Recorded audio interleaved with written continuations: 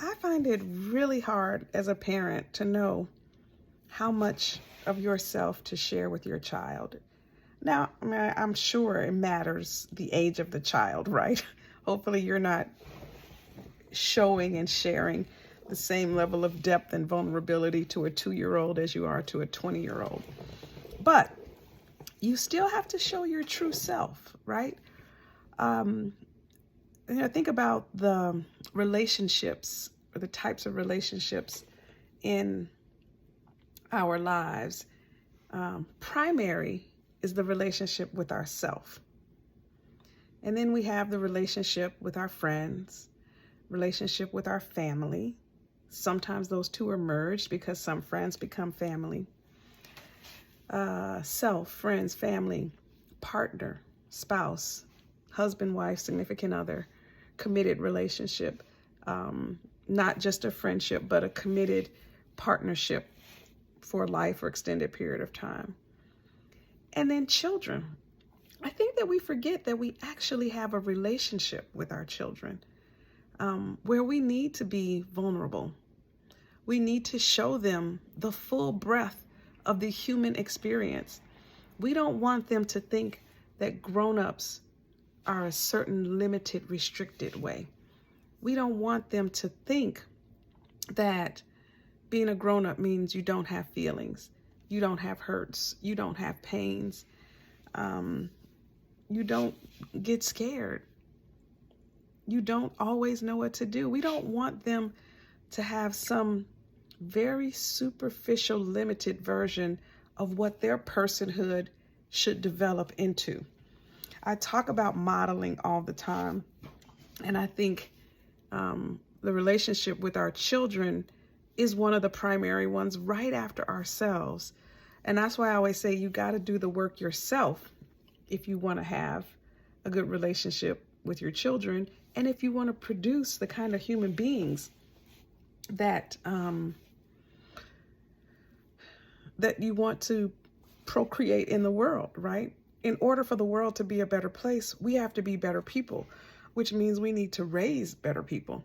But we can only raise better people if we're better people ourselves. So it's a circle, right? So the self-care that we talk about, the self-work that we talk about, it's all based on giving to others, in this case our children, the best so they can be the best. It's very rare, it's not impossible, but it's very rare for a person, a child, to grow into something they haven't seen. They may see it in the parent at home, they may see it in a teacher, they may see it in a someone in their community, in their family. But it's very, very hard for a child to grow into something they haven't seen. They may see it on TV, and that's the one that we forget about the most. TV, videos, music, video games, they see a lot there, right? So if we don't show them at home and a viable, amazing option of how to be an adult in the world, they're going to get it from one of those other places. And so my charge to you in thinking about the relationships in your life is, what is your relationship with your child like? Is it real? Is it purely disciplinary? Is it purely celebratory? Are you the ATM of their life, right? Whether the ATM dispenses food, or love, or hugs, or affirmations, what are you dispensing into their life? Think about that. I'm Dr. T. If you want to talk about it more and figure out how to be the best you can be, so you can show up in the world and show other people what really good things look like, DM me. So we've, sorry. Edit. We've talked about the different types of relationships that we have. As a woman, as a parent, sometimes we get so focused on our relationship with others that we forget about the relationship with ourselves, right? What about how do we treat ourselves? How do we show up for ourselves when we're in need, when we're hurting, when we're in pain, when we're happy, when we have something to celebrate, when we've done a good job? How do we show up for ourselves? Do we pat ourselves on the back? Do we celebrate? Or do we cower? Do we shrivel? Do we shrink? Do we feel bad about celebrating ourselves? The relationship that you have with yourself is the primary relationship as you become an adult. When you're younger, your primary relationship is with your caregiver or your parent. But as you become an adult, that primary relationship is with you. And so what are you doing to heal? What are you doing to build? What are you doing to create the relationships that you want? Because they are based on how you treat yourself. Other people are only going to treat you as well as you treat yourself. You may get lucky and have some people in your life, someone in your life who treats you better than you treat yourself. That's wonderful, but that shouldn't be necessary. We should treat ourselves better than anybody else ever could, because we know our worth. We know our value. When you have a precious gem, you don't take it to the grocery store and ask them to tell you how much it's worth, right? You take it to a gemologist, someone who has studied and understands the value of that thing in order to get an understanding of what it's worth. Well, who knows you better than you?